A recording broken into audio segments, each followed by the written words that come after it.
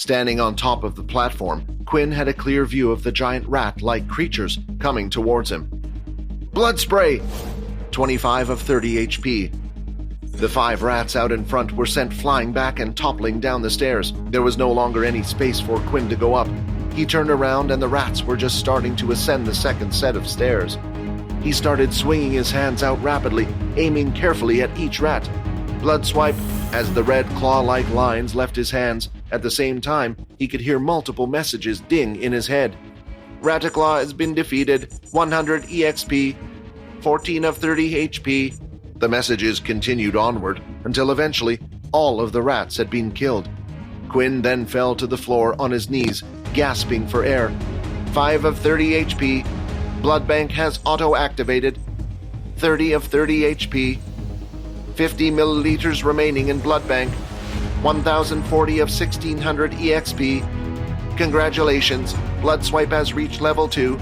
This meant the remaining blood in his bank would last him a total of 10 days. He didn't know how long he would be on this planet, but he needed to be careful about using his skills. There were only 2 good things that had come out of the whole situation. The fact that his blood swipe skill had leveled up. The second good thing that had come out of this was the EXP he had gained. Quinn then walked up to the dead beasts on the floor. Using the tip of his gauntlets, he tore open the beasts. He searched around inside the chest, looking for a glowing crystal. It was a small, round crystal ball with tiny little bumps all over and around the same size as an adult's fist. Basic tier beast crystal obtained. Would you like to store it in your inventory? Quinn selected the yes option, and suddenly the crystal in his hand slowly started to vanish away, and finally it had completely disappeared. Quinn then went to extract the crystals from the remaining 9 rats. The beast crystals could be used to turn into beast weapons or beast armor, but looking at the rat-like creature, Quinn had no idea what it could be used for. Even though the building he was in was safe, he was on a strict time scale and needed to find the portal back fast. As he looked around, all he could see were buildings that resembled human structures.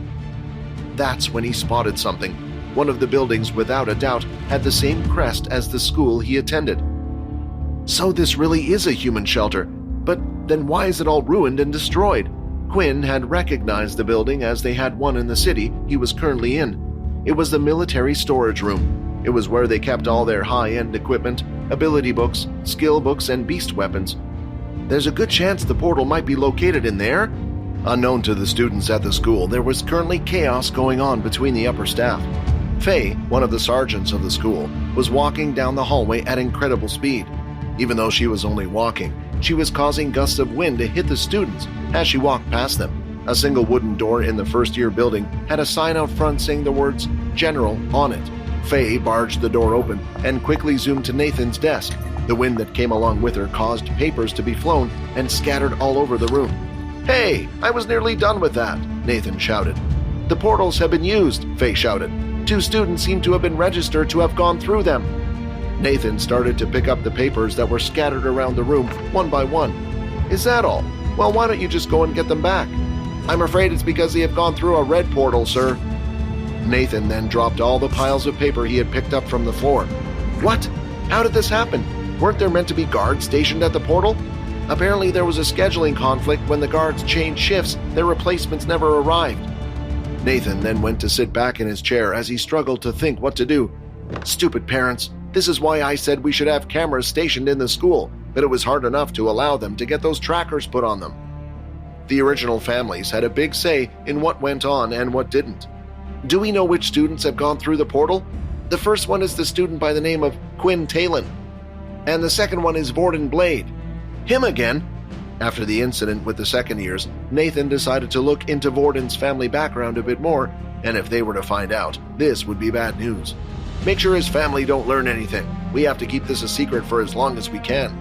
As class had started for the day, Layla noticed that Vorden and Quinn weren't in their seats. However, Peter was in his, and he had his head face down looking at the ground. "Hey Peter, do you know where Vorden and Quinn are today?" she asked. "I didn't do anything," Peter snapped. "Huh? What?" Layla said, confused. "I was asking if you knew where Quinn and Vorden were. Did they not come back to the dorm room yesterday?" "Oh, sorry. Yeah, they were there when I went back," Peter said with his voice all shaky. "I don't know why they haven't come to class this morning." They wouldn't miss today. We're meant to go out portal hunting as a team. Just then, Del had entered the room. He didn't have his usual cheery face on, and instead had a bland, serious look. I'm afraid that I have to inform you all that today's portal outing has been cancelled for now. Upon hearing the news, the students groaned and complained. Quiet down, Del said loudly. Aaron had then come over to where Layla was.